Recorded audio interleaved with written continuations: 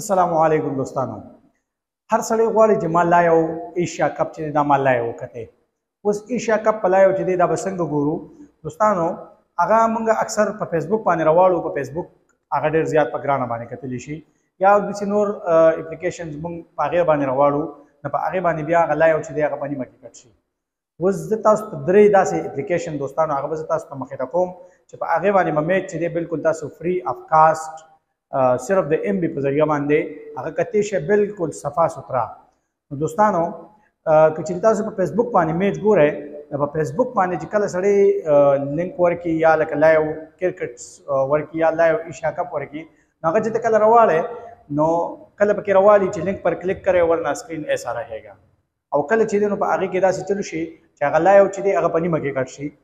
دغه سي د هغه سره که چې تاسو د یوټیوب نه ګورئ، نو په یوټیوب کې هم داسې خلک وي چې هغه د ایشیا کپ په نوم باندې یو څیز لایو کړی وي، خو چې تاسو ته کله دننه نه وځئ د پاسه په تمنیل چې دی هغه لګولی او دننه چې دی هغه میچ ته صرف بس سکور ته تخي او میچ ته نه خي. دغه ډیر شي سيزونه چې دی هغه اپلیکیشن هغه هم ته ډاونلوډ کړئ، په هغه باندې ته لایو میچ چې دی را نشي کېدی. دوستانو داسې یو درې اپلیکیشن چې هغه باندې ته میچ چې دی هغه انتهایی په اسانه باندې کېدی شي. دوستانو دغه کم اپلیکیشن دی او د هغه سیټینګ چې دی هغه څنګه دی؟ ډیر زیات آسان سیټینګ دی، ډیر په اسانه تاسو په هغه باندې چې دی میچ نو کته شي. په هغه کې لومبي اپلیکیشن چې کوم دی دوستانو، هغه کې د فرست اف آل کوم اپلیکیشن چې دی هغه دراز دی. دراز اپلیکیشن دا چې دی نو دا آنلاین شاپینګ دغه دی، د آنلاین شاپینګ لپاره یو مارکیټ دی.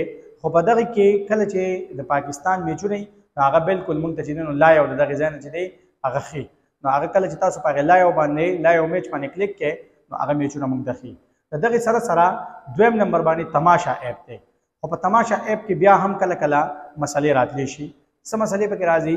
کله کله مونږ هغه تلاړ شو د میچ د ټاس یعنی کې د میچ شروع کېدو پورې هغه بالکل لایو وي، مونږ ته چې د ګرون هغه مناظر خي، مونږ ته چې په هغه باندې کم دغه چې سٹارټي هغه مونږ ته خي، کم لایو چې سٹارټي. خو د هغې نه وروسته چې کله میچ شروع کېدو والی دغه سیس چې دی د تماشا اپ دا بالکل ورک شي.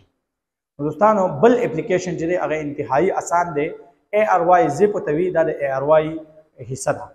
څنګه چې کوم اے آر وائی نیوز دی یا اے آر وائی ډراما چینل چې دی، دغسې دا یو دغه دی اپلیکیشن دی او هغه به تاسو ډاونلوډ کوئ د پلی سټور نه. اے آر وائی زپ، اے آر وائی زپ چې تاسو کله ډاونلوډ کړئ، که د چا په موبایل کې د پلی سټور نه ډاونلوډ کیږي نو هغه د ګوګل نه چې دی ډایرکټ په ګوګل کې دی نو تاسو ورکړئ اے آر وائی زپ، نو هلته تاسو په اے پی کې ډاونلوډ کولی شئ او دغه چې دی نو انسټال کړئ. د دغې نه بعد تاسو میچ چې دی په دې باندې بالکل لایو او صفا میچ کتی شئ.